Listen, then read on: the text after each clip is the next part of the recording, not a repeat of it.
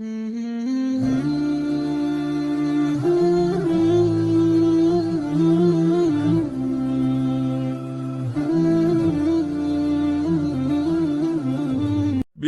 اللہ الرحمن الرحیم۔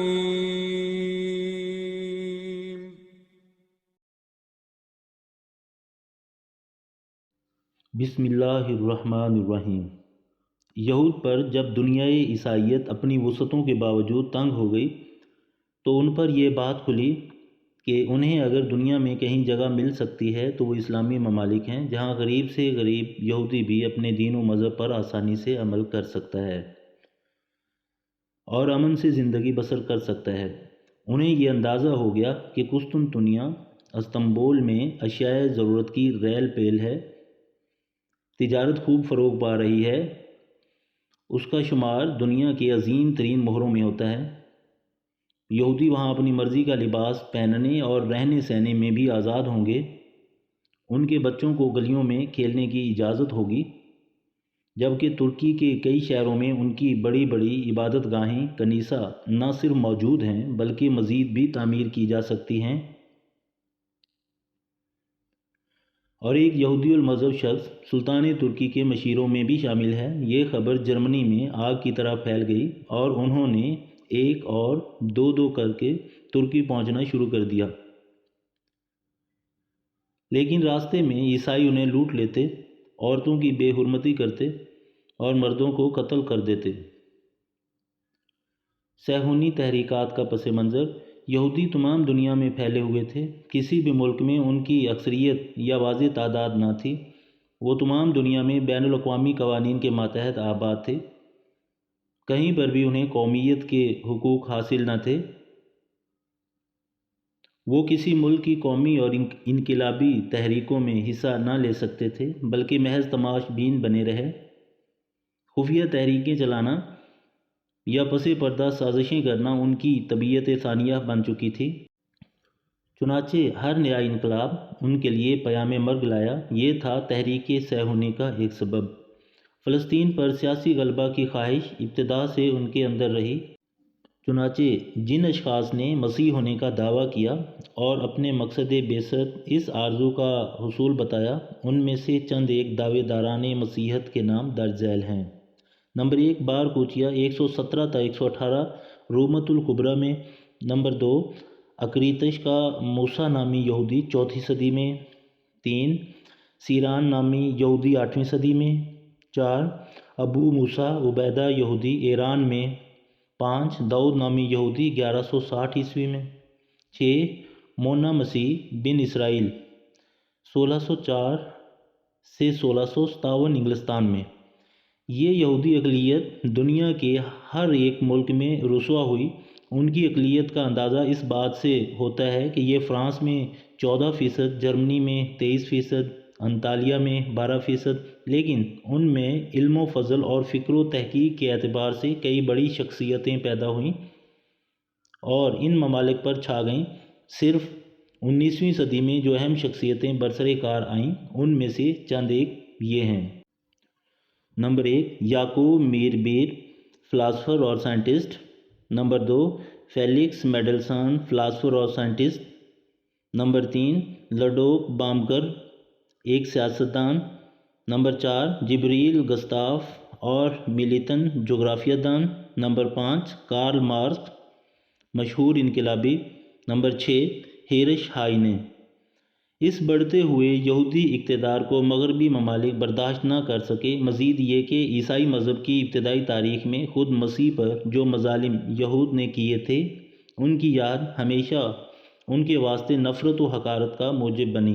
ہر عیسائی مذہبی حکومت نے یہود سے بدلہ لینا اپنا مقدس فریضہ سمجھا۔ چنانچہ اس حوالہ سے چند ممالک کا رد عمل درج ذیل ہے۔ جرمنی کا رد عمل: سامی دشمنی کے نام پر جرمنی یہود کا بدترین مخالف ہوا، کیونکہ یہود کے 2 سیاستدانوں نے سیاسی حیثیت میں پرنس کی سخت مخالفت کی تھی۔ اس کی دشمنی کا نتیجہ یہ ہوا کہ جرمنی میں یہود دشمنی روز بروز بڑھتی گئی۔ خصوصاً 1881 عیسوی کے اندر روس میں یہودی قتل عام کے بعد تو حالات بہت زیادہ خراب ہو گئے۔ کچھ عرصہ بعد جرمنی کا چانسلر ہٹلر ڈکٹیٹر کی صورت میں ایک ناگہانی بلا بن کر یہود پر نازل ہوا اور اس نے نہایت ذلیل کن صورت میں جرمنی سے یہود کو ملک بدر کیا اور ان کے سرمایے ضبط کر لیے، شہری حقوق چھین لیے گئے اور معاشرتی طور پر انتہائی تذلیل و تحقیر کی گئی، اور اس نے یہودیوں کا قتل عام کرایا۔ تقریباً 6 لاکھ یہودی اپنی جان سے ہاتھ دھو بیٹھے اور باقی اپنی جان بچا کر بھاگے۔ روس کا رد عمل۔ الیگزینڈر دوم زار روس کے قتل کے بعد روس میں یہود کے خلاف جذبہ نفرت بہت بڑھ گیا تھا، چنانچہ ایسٹر کے موقع پر کھیرسن میں یہ افواہ مشہور ہوئی کہ یہودی اس تہوار کے موقع پر عیسائیوں کے خون سے روٹی کا آٹا گوندتے ہیں۔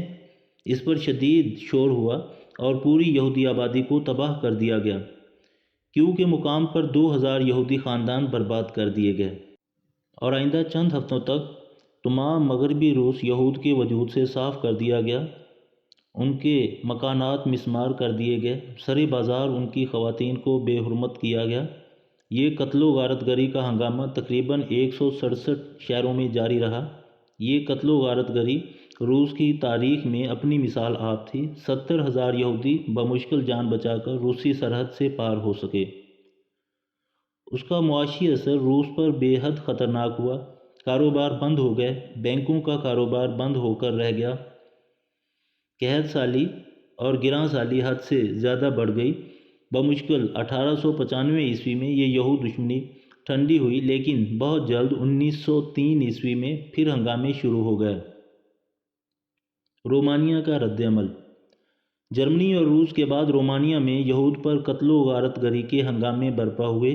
یہودی یہاں کچھ صدیوں سے آباد تھے، مگر انہیں حقوق شہریت ہرگز نہ دیے گئے تھے۔ آخر کار 1902 عیسوی میں انہیں اس ملک کو بھی چھوڑ کر جانا پڑا۔ برطانیہ کا رد عمل۔ 18ویں صدی میں انگلستان کے پادریوں کی کانفرنس نے طے کیا کہ یہود ایک خاص قسم کا لباس پہنیں گے تاکہ ان کی شناخت ہو سکے۔ مقصد ان کی تذلیل اور خواری کے سوا کچھ نہ تھا، اور عوام کو ان سے بچا کر محفوظ رکھنا تھا۔ یہود پھر بھی سازش اور فتنہ انگیزیوں سے باز نہ آئے، تو ان کی رہائش کے لیے چند محلے مخصوص کر دیے گئے۔ ان کے گرد لوہے کی جالی لگا دی گئی اور رات کے وقت ان کے دروازوں کو مقفل کر دیا جاتا۔ ان کی زبان عبرانی مردہ اور ناقابل توجہ ہو چکی تھی، اور خود لفظ یہود گالی تصور کیا جانے لگا تھا، حتیٰ کہ ایڈورڈ اول نے تو یہودی زوما کو انگلستان سے اخراج کا حکم دے دیا۔ صہیونیت کی بنیاد۔ اگر میں اس کانفرنس میں طے شدہ امور کا خلاصہ چند لفظوں میں بتانا چاہوں تو میں کہوں گا کہ آج دنیا سے 50 سال بعد روئے زمین پر ایک صہیونی ریاست کو قائم دیکھ لے گی۔ یہ الفاظ عالمی صہیونی تحریک کے بانی تھیوڈور ہرتزل کے ہیں، جو اس نے 1897 عیسوی میں سوئٹزرلینڈ کے شہر باسل میں منعقد ہونے والی یہودی رہنماؤں کے اجلاس کے اختتام میں کہے۔ اس اجلاس میں دنیا کے مختلف حصوں میں ذلت کی حالت میں بکھرے ہوئے یہودیوں کے چوٹی کے رہنماؤں نے شرکت کی تھی اور فیصلہ کیا تھا کہ آج سے تمام صہیونیوں کا واحد مقصد فلسطین میں یہودی ریاست کا قیام ہوگا۔ تحریک صہیونیت کے مقاصد۔ ابتدا میں تحریک کے مقاصد کو نہایت شد و مد کے ساتھ پوشیدہ رکھا گیا اور اس مقصد کے لیے ہر ممبر سے حلف لیے گئے، مگر جو بات زیادہ لوگوں میں منتشر ہو جائے اسے کبھی راز نہیں رکھا جا سکتا۔ تحریک صہیونیت کے مقاصد درج ذیل ہیں۔ نمبر 1، نشر و اشاعت کو تیز کیا جائے۔ نمبر 2، یہودی مالی لحاظ سے عالمگیر غلبہ اور طاقت حاصل کریں۔ نمبر 3، یورپ کے مختلف ممالک میں کانفرنسیں کریں اور یہودیوں میں تعاون اور اتحاد اور اشتراک عمل پیدا کیا جائے۔ نمبر 4، بدامنی، جنگ و جدل اور احتجاجی مظاہروں سے ملکی فضا کو خراب کیا جائے۔ نمبر 5، صاحب اقتدار حلقہ کے متعلق عوام میں شکوک و شبہات پیدا کیے جائیں۔ نمبر 6، حصول مقصد کے لیے مخالف کو قتل کر دیا جائے۔ نمبر 7، اخلاقی، ثقافتی، اجتماعی اور سیاسی و مالی اعتبار سے دوسری اقوام کو شکست دی جائے۔ نمبر 8، ارض مقدس کو یہودی وطن بنانے کی پوری کوشش کی جائے اور اس مقصد کے حصول کی خاطر دنیا کی چھوٹی سے چھوٹی اور بڑی سے بڑی جماعتوں کو سازگار اور ہموار بنایا جائے۔ اس مرکزی انجمن کا ممبر بننے کے لیے ہر عاقل بالغ یہودی کو حقدار قرار دیا گیا۔ اس کا سالانہ چندہ مقرر ہوا۔ 1925 عیسوی میں اس کے ممبروں کی تعداد 6 لاکھ تھی اور مختلف ممالک میں اس کی شاخیں تھیں۔ تحریک صہیونیت کی ہمہ گیری اور وسعت کا حال، تحریک کی مضبوطی اس کے سرمایہ اور تنظیم سے ظاہر ہے۔ صہیونیت کے مشہور عزائم: فلسطین کی سرزمین پر تمام دنیا کے یہودیوں کے لیے قومی وطن بنانا، یروشلم کو صہیونی سلطنت کا دارالخلافہ بنانا،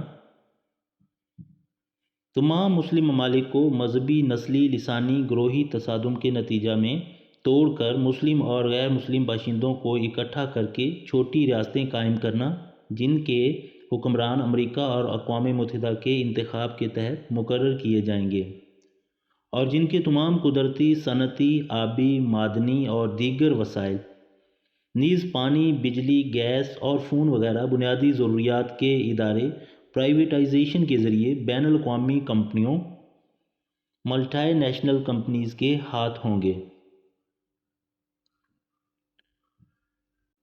چوتھا، صہیونی عزم نہایت سنگین ہے، یعنی مسجد اقصیٰ کو شہید کر کے ہیکل سلیمانی تعمیر کرنا۔ صہیونیت کا پانچواں عزم گریٹر اسرائیل کا ہے، یعنی فلسطین کے بعد شام، لبنان، اردن، کویت اور عراق مکمل، جبکہ سعودی عرب، مصر اور ترکی کے کچھ علاقوں پر مشتمل عظیم تر صہیونی ریاست کی تشکیل، جو مسیح منتظر و موعود کے شایان نشان ہوگی اور پورے کرۂ ارض کے لیے وضع کیے گئے نئے عالمی تنظیم نیو ورلڈ آرڈر کو نافذ کرے گی۔ تھیوڈور ہرتزل اور ریاست اسرائیل کا خاکہ: ہرتزل بیوڈاپیسٹ میں 2 مئی 1860 عیسوی کو پیدا ہوا اور 3 جولائی 1904 عیسوی کو جاں بحق ہوا، اور جامعہ وینا میں اس نے تعلیم و تربیت حاصل کی اور وہیں پر اس نے ریاست اسرائیل کا خواب دیکھا۔ جون اور جولائی 1895 عیسوی میں ہرتزل نے ریاست یہود کا جرمن مسودہ تیار کر لیا۔ یہ کتاب بنی اسرائیل کی زندگی کا بائبل بن کر منظر عام پر آئی۔ یورپ کی ہر زبان میں اس کے ترجمے ہوئے۔ ہرتزل نے ریاست اسرائیل کا مکمل ڈھانچہ اپنے مختصر خاکہ میں پیش کر دیا۔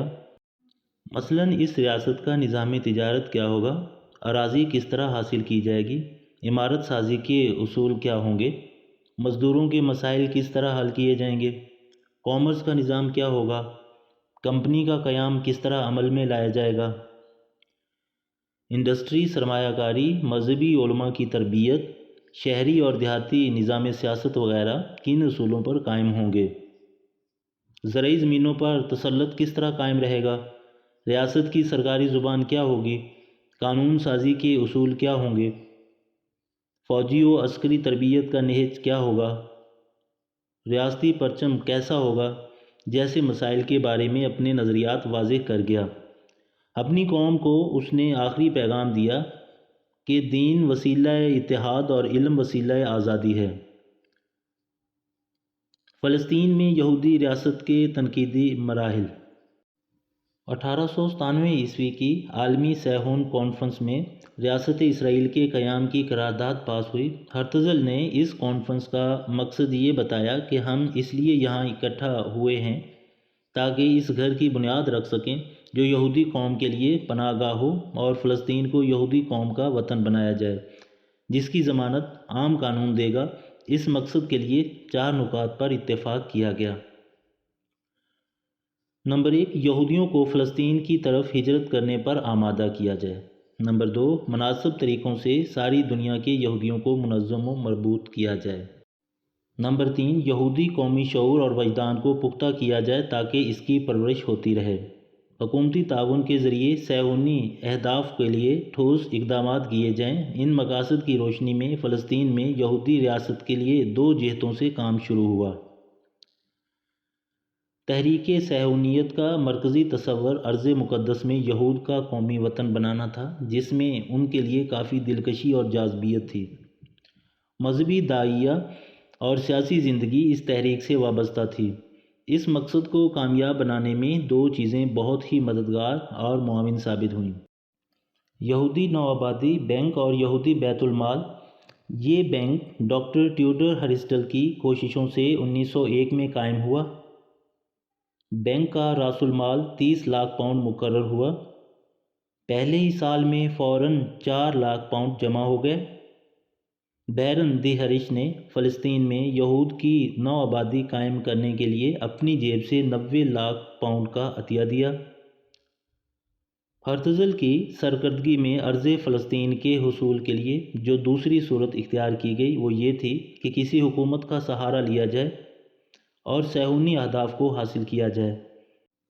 اس سلسلے میں پہلے عثمانی خلافت سے گفتگو کی جائے اور پھر اس سے فلسطین میں یہودی ریاست کے قیام کے لیے سودا کیا جائے۔ نیکسٹ ایپیسوڈ میں سلطان عبدالحمید سے یہودیوں کے وفد کی ملاقات کے بارے میں بیان کیا جائے گا۔